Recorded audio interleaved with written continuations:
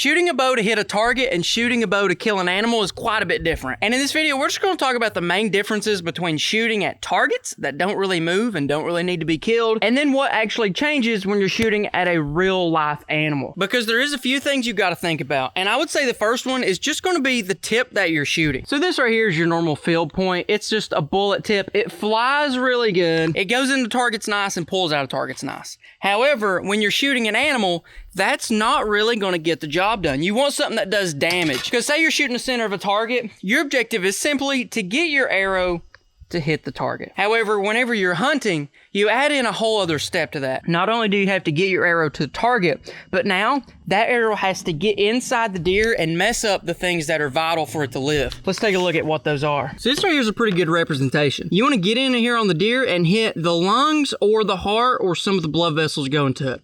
This is what you actually need to hit to kill the animal. But once you hit the animal, you need something that's going to tear it up.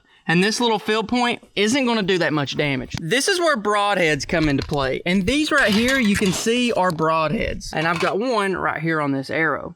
They're pretty much razor sharp bladed points. And this one happens to have 3 blades. And you can see as it would go through something, it would have 3 blades cutting and tearing up whatever it hits. Whereas the field point, well, it's not really going to tear up that much. And another important thing is that these 2 points won't always hit the same spot. So you can practice all you want with this field point, but if you just throw on the razor sharp broadhead to go hunting, it could hit somewhere completely different. So that's something to think about. Shoot your broadheads before you go hunting to make sure they hit the same point as your field point, because they may not. And if they don't, you don't want to find that out after the deer's running away. But that'd be the second step of the process. After it hits your target, it's got to mess up and destroy the things that make the animal live. But back to step 1, hitting your target can also be different. I don't know if you can see, I got a red target out there. I can shoot that from 20 yards, 40 yards, and 60 yards away, and that target's never going to move. But old Daniel over here is a living, breathing being, adjusting and reacting to his environment. So I may shoot him at 20 yards, and he won't move before the arrow hits him. Say I step back to 40 yards, and then back to 60. Daniel and other deer can actually move by the time your arrow gets to them. And I've had this happen to me a lot, but let me just show you. Right now, we're 30 yards away. Since these arrows are moving on average 270 feet per second, in general, that is well below the speed of sound, which means anything downrange, like a deer I'm shooting at, is going to hear the bow go off before the arrow gets to him. And you guys can hear this too. I'm going to take a shot. You can hear the difference between when I let go and the arrow hits the target.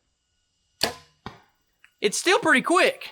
But a stinking deer's reflexes are quick too. So let's take this as an example. This is something I've done in real life before. 40 yards away on a deer, and I want to aim right here. Well, by the time my bow goes off, my arrow's flying through the air. He hears my bow go off, gets freaked out, ducks down to run away, and although I'm still hitting right here, his whole body is now down here because he ducked to run, and my arrow goes flying over his back. That's happened to me at only 40 yards, and I replayed the footage. My arrow hit exactly where I was aiming. The deer just completely moved out of the way. So that's something you got to think about. Now, 20 yards and in, he's not going to have much time to react. But say you step back to 30, and if you do decide to take a shot at 40, which I don't really suggest, there's a lot of things that can go wrong. Sometimes it pays, instead of aiming here, which is a perfect kill shot, to go ahead and aim down here. That's a perfect kill shot. But if he ducks down, it gives you a little extra room for your arrow to still hit and get a vital. So if I knew this deer wasn't going to move, I'd aim right there. Because I know a deer is a real animal, I may even aim right down here.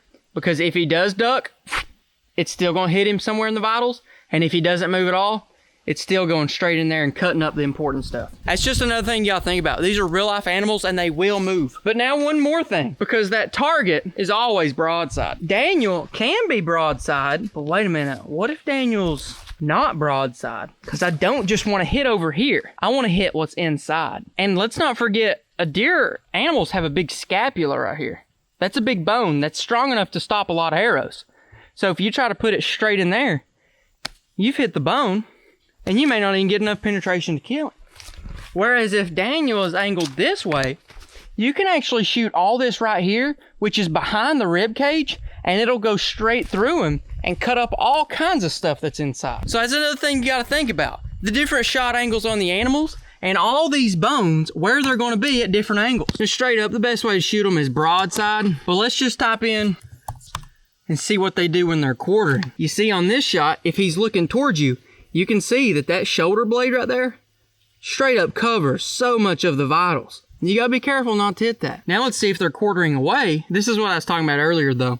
You can see how the deer can literally duck the arrow. You can see how much they move. They can move so much just by getting spooked by the sound of your bow. Look how much he moved. He moved so much. But see, whenever it's quartering away, you're actually gonna aim a little further back.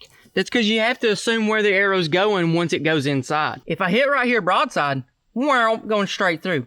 If I hit right here, but angling this way, well, now I've missed a lot of the stuff inside. And it would actually been better to hit him right here, which isn't a good shot, by the way. Quartering to you shots is better. If you can get the arrow coming this way, it's a lot better.